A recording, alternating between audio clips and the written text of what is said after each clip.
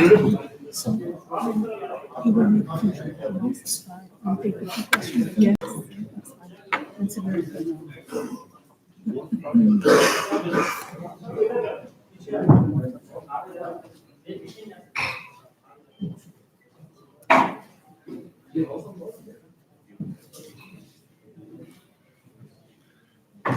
You don't mind if I make a few opening remarks in Urdu, right? The Honourable Foreign Minister of Pakistan, Shah Mahmood Qureshi, the Honourable Members of the British Parliament, members of the All-Party Parliamentary Group on Kashmir. I welcome you on behalf of the Foreign Ministry. We will begin today's media interaction with a few opening remarks by the Foreign Minister, followed by a few remarks by the Chair of the All-Party Parliamentary Group on Kashmir, Ms. Devi Abrams, and followed by the Vice Chair of the All-Party Parliamentary Group, Mr. Imran Hussain. Following that, we will take a short Q&A with our parliamentary guests. Thank you. So, and the Foreign Minister. With the permission of members of Parliament from UK, I would like to make my opening remarks in Urdu because I would want the people of Pakistan to understand why are you here. Are you here for sightseeing? Are you here to do a job? I think you're here for a job. Bismillahirrahmanirrahim. आज मुझे दफ्तर खारजा में इन 8 मेंबरान parliament को खुशामदीद कहते हुए बेपनाह मुसर्रत महसूस हो रही है। मेरी दाईं तरफ तशरीफ फरमा है डेबी एब्रम्स, जो कि चेयर हैं all parliamentary group on Kashmir house of Commons की, और मेरे बाईं तरफ तशरीफ फरमा है senior vice chair person of this very group. और इनका तारुफ तो अभी हाल ही में हो गया कि अभी दिल्ली से लौट कर आई हैं और इनकी ख्वाहिश थी कि ये वहाँ जाएं, मकबूजा कश्मीर की सूरत हाल खुद अपनी आंखों से देखें और फिर यहाँ आज़ाद कश्मीर की सूरत हाल भी अपनी आंखों से देखें और एज एन इंडिपेंडेंट बॉडी जाके रिपोर्ट करें कि इनके तासुरात क्या हैं और इनकी असेसमेंट क्या है। हिंदुस्तान में जो रवैया अपनाया गया, इनको डिपोर्ट किया गया, इनको दाखिल नहीं होने दिया गया, वो आपके सामने है, वो खुद बता देंगी। जहां तक पाकिस्तान का ताल्लुक है, पाकिस्तान ने इनको कहा कि खुशामदीद, आप जिससे मिलना चाहें, आप जहां जाना चाहें, आज़ाद कश्मीर में, पाकिस्तान में, आप जिससे मिलना चाहें, मीडिया से मिलना चाहें, किसी तंजीम से मिलना चाहें, किसी ह्यूमन राइट बॉडी से मिलना चाहें, आप पर कोई बंदिश, कोई कदगन नहीं है और फिर आप अपनी राय कायम कीजिए। मैंने इन्हें जो जम्मू और कश्मीर की सूरत हाल पर एक जायजा पेश किया है। ये वो पार्लियामेंट्री ग्रुप है जिसने नवंबर 2018 में एक रिपोर्ट शाया की और ये रिपोर्ट आई थी जून 2018 की रिपोर्ट के बाद, जिसमें के जो यूएन की कमिश्नर ऑफ ह्यूमन राइट्स हैं उसकी रिपोर्ट थी, जिसमें के ह्यूमन राइट्स वायलेशंस की बात हुई और एक तफसीली रिपोर्ट है। ये उसके बाद आए और इनकी बहुत सी चीज़ों में मुताबिकत है। मैंने एक तो इनसे दरख्वास्त की है कि सेक्रेटरी जनरल का दौरा भी हुआ और वो भी मैंने शेयर किया कि हमने उनसे भी दरख्वास्त की है कि 5 अगस्त की सूरत हाल के बाद हम समझते हैं कि तीसरी रिपोर्ट आनी चाहिए, बहुत ज़रूरी है, क्योंकि 5 अगस्त के बाद एक ड्रामेटिक शिफ्ट आया है, सिचुएशन में बड़ी तब्दीली आई है और वो सिचुएशन जो है वो बिगड़ी है, बेहतर नहीं हुई, बिगड़ी है। और अभी भी तकरीबन 200 दिन हो गए हैं और वो लॉकडाउन, वो सीज जो है वो जारी है। मुझे उम्मीद है कि ये भी अपनी रिपोर्ट देंगे और अपनी व्यूज कायम करेंगे। तो मैंने जो पाकिस्तान का नुक्ता नज़र है इनकी खिदमत में पेश किया और जो इनके सवालात थे उनको मैंने जवाब देने की कोशिश की। तो इन इब्तदाई कलमात के बाद I will give you the floor and you can say what you want to, and then you, sir, and then we'll have questions. Thank you. Thank you so much. Can everybody hear me? Yeah. Is that better? First of all, my apologies for keeping everybody waiting. We had a very full and frank discussion with the Foreign Minister. I'm very, very grateful to him and to the Pakistan government for facilitating this independent trip of the all-party group on Kashmir from the UK Parliament. We consist of parliamentarians from across all political parties who are keenly interested in the issues that Kashmiri people are facing now and have done over several decades now, but particularly the issues that have been faced since August last year. Our focus has been, over the last couple of years, since I have been chair of this group, on human rights violations on both sides of the line of control. And we sought to come to visit Pakistan and Kashmir so that we could understand in more detail about what was happening, to speak with people there, officials, but also, as I say, real people to get their experiences. We also sought to visit India and Jammu and Kashmir. Unfortunately, that hasn't happened, but hopefully in the future it will.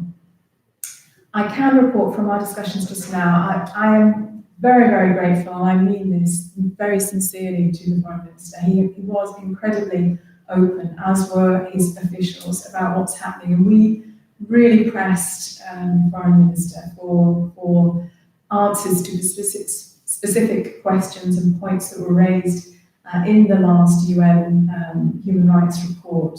And I invite anybody who hasn't read that report to do that. And he was very forthcoming. And I particularly welcome the move that he said that he was going to be taking, that there should be a third UN report on human rights issues across both sides of the line of control, and that he will do what he can to facilitate the UN High Commission Human Rights Commission actually coming to Pakistan and enabling them to see for themselves and not just look at documentary evidence. That is fantastic news, and again, I think it shows the openness and the progressive approach that has been taken by Pakistan on this issue, and I hope India will reciprocate as well. Thank you so much. Bismillah ar-Rahman ar-Rahim.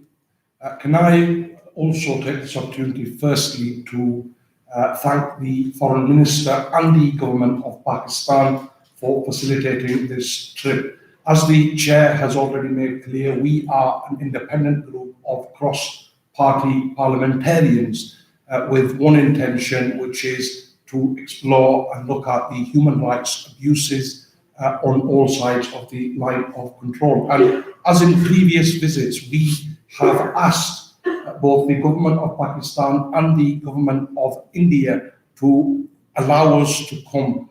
Tragically, this is not the first time that the government of India have not just not allowed us, but actually not got back to us, whilst the government of Pakistan has.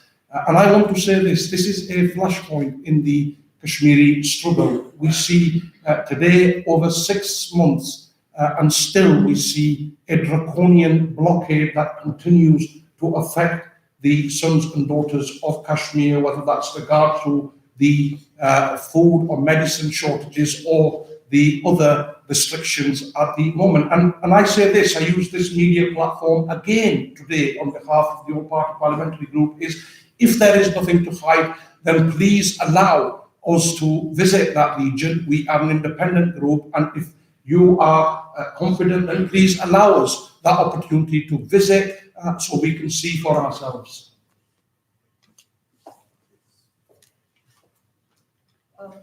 Isa from Indus TV. This is Isa representing Indus News. We've seen your work in the past as well. It seems that it's not favoring Pakistan, it's not anti-India. It talks about human rights. after 5th of August, there have been issues of access on the other side of the line of control. This is what we have seen. The media reports about it. The media doesn't have access. International media doesn't have access. The UN military observers, they do not have access. And the international observers. Recently, there was an incident of such kind as well. What do you have to say about that? You will be visiting the Azad Jammu and Kashmir on the Pakistani side, but on the other side of the line of control, there is an access issue. Thank you.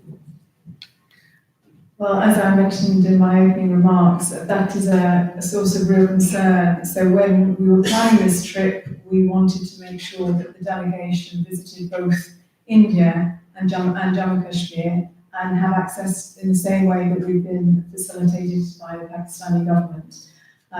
As Imran has said, I have had no responses to my requests for a delegation to go to Jammu Kashmir.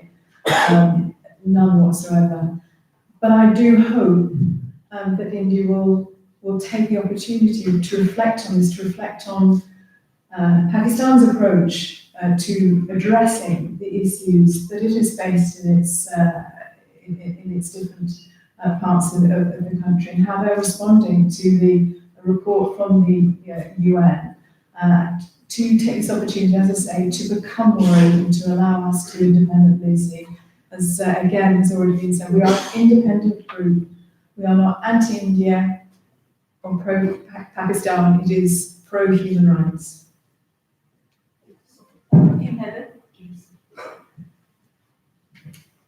Thank you, Ben. We have earlier heard you at Institute of Strategic Studies very briefly, and you were saying that you are pro-human rights.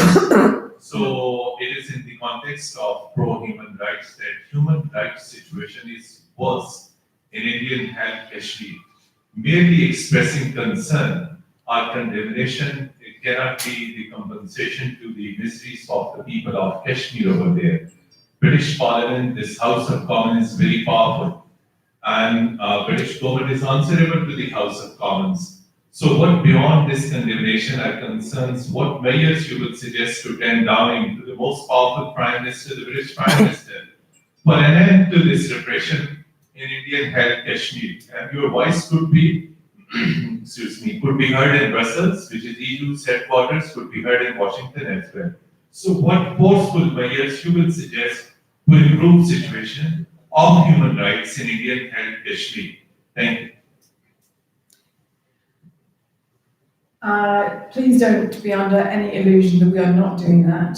So I met last week with the Foreign Minister, and I think there are issues, and I know my Conservative colleagues who are in this delegation will be reporting back to their parties as well. There's no doubt that it is not gone unnoticed in terms of what is happening in Jammu and Kashmir. This is certainly, we are not here for, as I say, a sightseeing trip or just to look at what's happening and do nothing. We are here because we are acutely aware from our members within our own constituencies that are having family members that they can't get in contact with. They are really concerned. They're coming to our constituency surgeries. So we are raising, I raised 10 days ago, the issue about 13,000 young boys who have been detained, according to the National Indian Women's Federation. We are constantly raising this. We hope that in addition to what we are doing and through our government, there are other, the international community as a whole will recognise that human rights has to be a priority. The priority is not just about trade, it is also about the rights of all citizens within sovereign nations. And there is an obligation under the UN Convention of Human Rights for us all states, to call other states when we feel that that's not happening. Anas Malik. Thank you so much. It's a two-part question for both the Honorable Foreign Minister and the Honorable MP. Firstly, the Indian Foreign Minister at the Union Security Conference, he remarked that one of the two democracies will be settling the Kashmir dispute. Which democracy would it be in your opinion? Number one. Number two, ma'am, precisely, for this group. The Indian side has always maintained that quote unquote Kashmir is an internal matter. You being the chair of the group, how do you see this claim, given that you've already issued reports as well and it hasn't been much weighed in by the Indian government? Thank you. As far as the issue of internal matter is concerned, I think that was very well answered by the Secretary General of the United Nations when he categorically said that the Security Council resolutions are as relevant today as they were previously. So if that is so, then it is no longer an internal matter. It is an internationally recognized dispute, and the Secretary General of the United Nations endorses that. He said so in so many words. He also said categorically that he is concerned about human rights violations.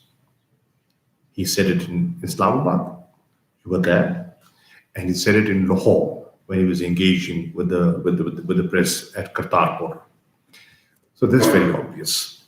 The statement made by Jaishankar, Minister for External Affairs, that's his opinion, and everybody has a right to have an opinion, that one democracy will take a decision. That democracy has taken a decision, and that was on the 5th of August. And you've seen the reaction to that decision. You have seen how the Kashmiris, those Kashmiris that were previously engaging with them, forming governments with them, coalition governments with them, have rejected that action. Today, many organizations within India are calling the Public Safety Act as draconian. International human rights bodies are calling it draconian and are being critical of that. Today, a huge segment of population within India, and not Muslims, other minorities inclusive, are saying that the Citizen Amendment Act was a folly. It has defaced the image of a secular democratic India. So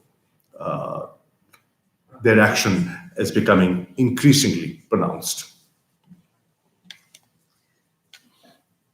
In terms of, is this a bilateral issue? I think I responded to that in the earlier question, but just to repeat my response. When Prime Minister Qureshi, in his response about the UN Secretary General, made it absolutely clear around the UN resolutions that they are still in place, they are still actionable, and it needs to be recognised that these are international concerns. But as I get back to the human rights issue, it is the obligation of all states, according to the UN Convention, to act when they feel another state is discriminating to such an extent against a minority within their community.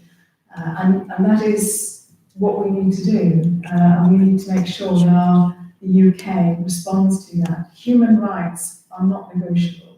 They are for everyone, regardless of gender, regardless of age, disability, religion, ethnicity. They are for all of us. Can I just come in on that? 2 points, please. The first thing I want to say is, just to conclude on that point, human rights can never ever be bilateral issues. Human rights are always international issues for the international community, and anybody reverting away from that point needs to go back and check the rule book in terms of what the international law says. The other point the foreign minister raised, the Indian Armed Forces Special Powers Act and the Public Safety Act are both draconian legislations that are recognized again in international law as illegal, and therefore the international community again has an obligation to call those things out. And one of the things we in the UK have a moral and historic duty about this issue, and we can't shy away from that issue. We must come out, and governments of all stripes, quite frankly, have shied away from that issue, and they must be bolder, and we must help to assist resolve that. The final thing I would say with regards to the statement by, from the Indian government ministers is many statements that we've seen have been very irresponsible, and we would say that they are not befitting of those roles.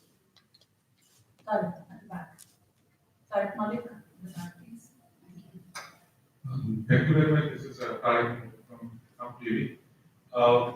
When we see that international efforts are going on, the UN Secretary General has also said that the UN Security Council resolutions must be implemented, and they are as relevant as they were.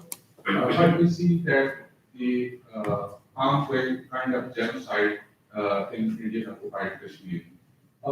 But the UK is a very, very important member of the international community. You have to say on international forums as well. What is the way forward as we see there is internal pressure building on the government of Pakistan that to do more and to stop and to do something to stop human rights violation? What is the way forward?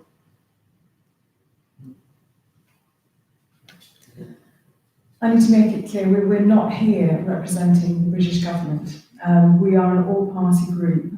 What we can do is put pressure on the British government, and I mentioned the meetings that we have had already with the Foreign Minister, and we will continue to do that. There are a whole host of ways that we have previously drawn attention to the issues that are being faced across the line of control, as I say, but particularly in Indian occupied Kashmir. And we will continue to do that. But I cannot speak on behalf of the British government. That's not our role. We're an independent group of parliamentarians from all parties who believe that the issues in Kashmir are really important, and as I say, particularly in terms of human rights. मैंने इनसे जो गुफ्तगू की ऊपर मैंने इनसे ये गुजारिश की कि मेरा पिछले 6 माह का तजर्बा जो है 5 अगस्त के बाद मैं मुख्तलिफ गवर्नमेंट से इंटरेक्ट किया है, फॉरेन मिनिस्टर से इंटरेक्ट किया है, और वो एतराफ़ करते हैं कि जो कुछ हो रहा है बेखबर नहीं है, बाखबर है, लेकिन मसलहतन खामोश हैं। कमर्शियल इंटरेस्ट है, बहुत बड़ी मार्केट है, मंडियों की तलाश है और मफादात है। मैंने इनसे गुजारिश की है क्योंकि ये हुकूमत की नुमाइंदगी नहीं कर रहे।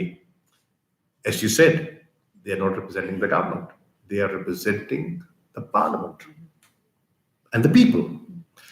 हमें उम्मीद है पार्लियामेंट से, और मैं इनकी मौजूदगी में मीडिया से ये कह रहा हूं कि हम तवक्को कर रहे हैं हाउस ऑफ कॉमन्स से, हम तवक्को करते हैं यूरोपियन पार्लियामेंट से, हम तवक्को करते हैं यूएस कांग्रेस से कि जिस तरह पाकिस्तान की पार्लियामेंट ने यके बाद दीगर 2 जॉइंट रेजोल्यूशंस पेश किए हैं. We've had 2 joint resolutions across the party divide in our parliament in a joint session. Both houses, the Senate and National Assembly, unanimously passed those resolutions on human rights violations and other things. जिस तरह हमने वो किए हैं, आप भी अपनी parliament से आवाज उठाइए, क्योंकि अल्टीमेटली हुकूमतें बनाती और गिराती पार्लियामेंट्स हैं, और ये पॉलिसी मेकर्स हैं, ओपिनियन मेकर्स हैं, इनकी आवाज में वजन है.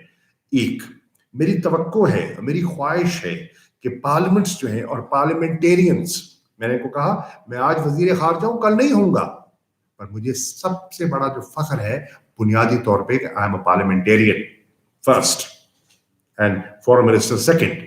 सो पार्लियामेंट को आवाज उठानी चाहिए, दुनिया की पार्लियामेंट्स को आवाज उठानी चाहिए. एक. नंबर 2, ह्यूमन राइट्स की मसला है तो इंटरनेशनल ह्यूमन राइट्स ऑर्गेनाइजेशंस आवाज उठा रही हैं, उनकी आवाज पर तवज्जो देनी चाहिए हुकूमतों को. जो हुकूमतें अलंबरदार हैं इंसानी हकूक की, वो क्यों नहीं सुन पा रही कि जो वो ह्यूमन राइट्स बॉडीज कह रही हैं, और तीसरी चीज आप क्लेम करते हैं डेमोक्रेसी। एक डेमोक्रेसी की अपनी वैल्यूज होती हैं, डेमोक्रेसी का अपना कल्चर होता है, तो क्या वो डेमोक्रेसी खामोश रहेगी? और इस किस्म की जब वायलेशंस हो रही हैं कि डेमोक्रेसीज को भी अपना रोल प्ले करना है, तो मैं डेमोक्रेटिक गवर्नमेंट से, मैं ह्यूमन राइट्स ऑर्गेनाइजेशन से और पार्लियामेंट से तवक्को करता हूं कि इस मसले को, जो कि बहुत नाजुक है और जिसका तज़किरा कल हुआ है कि ये कश्मीर जो है एक न्यूक्लियर फ्लैश पॉइंट बन गया है, ये इमरान खान नहीं कह रहे, ये म्यूनिख की सिक्योरिटी कॉन्फ्रेंस कह रही है जो वहां हुआ है, और उस पर एक तज्जिया पेश किया गया है कि खुदा ना खास्ता अगर हालात बिगड़ते हैं तो क्या नौयत हो जाएगी और उसका ग्लोबल इम्पैक्ट क्या होगा। Last question, Ali Jaswal in the back, please. Thank you. Well, sir, how do you evaluate your performance, your group's performance, and Pakistan's performance in terms of lobbying for Kashmir issue, as it has been more than 6 months, and not even a single Western country has categorically condemned the Indian act of annexation of Kashmir into its union, and it has been, and not to mention the demand to reverse their act, which is a huge setback. Even the UN Secretary General did not condemn the Indian act of annexation, and it seems as if once the human rights issue will be concerned, things would proceed to be normal. And which is not just a huge setback for Pakistan's foreign policy, but for the Kashmiris' right to self-determination. And what about the other groups, those who are raising the voice on the Kashmir issue in the West? Do they consider the Kashmir issue to be resolved as per the UN Security Council resolutions, or are there any groups, those who demand independent Kashmir also?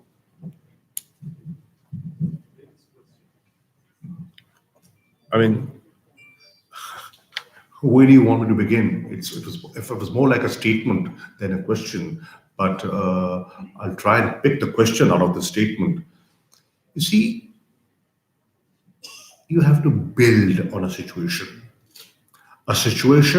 that had not been discussed for years, an issue that was a live issue, a very real issue, but was put on the back burner because the world was involved in other things, and Pakistan was involved in fighting extremism and terrorism, on the Western side. After 54 years, we have gone back to the Security Council. A beginning has been made. The Secretary General, how many Secretary Generals even said that prior to this Secretary General? Recall and rethink, and you will understand it takes time. It takes time. It's a long haul. I wish it could be solved like that. Who would be happier than myself? But you have to chip. You have to continue chipping. And obviously, this just cause, sooner or later, the world will realize that they cannot ignore this very, very serious issue. And the people of Kashmir, I think, the people who are paying a huge price through their personal sacrifice, will not let that happen. Thank you very much. Can I respond to that question? So can I just respond to that? Because I share the frustration. But I share the frustration in the question and the statement that was made. But as Foreign Minister Qureshi has just said, look, this is the longest running land dispute in the world. It has been escalated by India in terms of the actions they took on the 5th of August. We are here to, again, bring focus to that. And there is commitment from the Pakistani government to do the right thing, to allow human rights organisations in, to have a third report, and to make that difference. We, as a group of parliamentarians, will take this back and our observations back to lobby our government. But, with the geopolitical significance of two nuclear powers at loggerheads with each other. I think, the sentiment in the comment wasn't particularly fair. I understood the frustration, but the sentiment wasn't particularly fair. Thank you. Thank you.